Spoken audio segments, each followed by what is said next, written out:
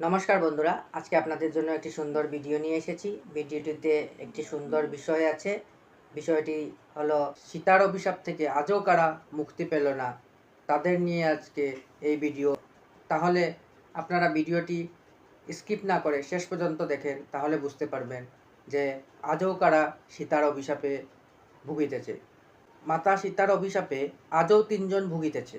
বনবাসে যাওয়ার সময় যখন প্রভু শ্রীরামকে নিজের পিতা রাজা দশরথের মৃত্যুর খবর জানানো হয়, পিণ্ডদান করার জন্য তৈয়ারি করতে লাগলেন। তারপর পিণ্ডদানের তৈয়ারির জন্য ভগবান রাম এবং লক্ষ্মণ অত্যাবশ্যকীয় সামগ্রী একজুট করতে চলে গেলেন বনের মধ্যে। তখন রাজা দশরথের আত্মা সীতাকে বললেন এসে যে পিণ্ডদানের সময় পার হয়ে যাচ্ছে। তখন সীতা ভাবলেন যে রাম এই সময় উপস্থিত ছিলেন না, সেই জন্য মাতা সীতা নিজেই স্বয়ং নিজের শ্বশুরের রাজা দশরথের পিণ্ডদান করার জন্য নির্ণয় নিলেন।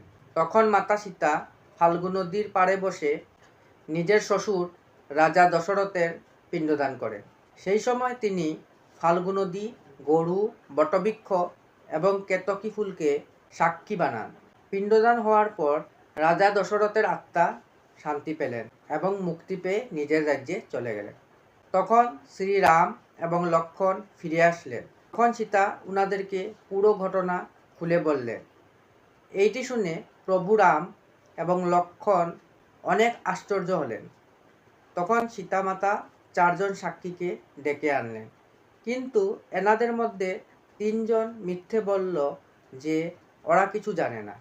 ফাল্গু নদী, গরু এবং কেতকী ফুল মিথ্যে বলল যে রাজা দশরথের আত্মা এবং পিণ্ডদানের বিষয়ে ওরা কিছু জানে না। যার জন্য রেগে গিয়ে মাতা সীতা এদেরকে অভিশাপ দিলেন যে উনি ফাল্গু নদীকে অভিশাপ দিলেন ইহার জল শুকিয়ে যাবে।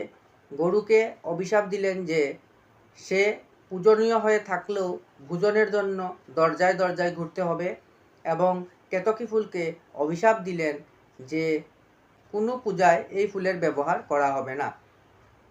এই 3টি জিনিস এখনও মাতা সীতার দেওয়া অভিশাপ থেকে মুক্তি পেল না, এবং এরা এখনও সংসারে সেই অভিশাপের ভুগিতেছে।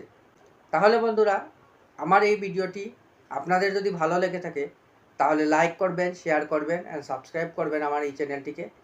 ভিডিওটিকে আপনারা শেষ পর্যন্ত দেখার জন্য আপনাদেরকে অনেক অনেক ধন্যবাদ।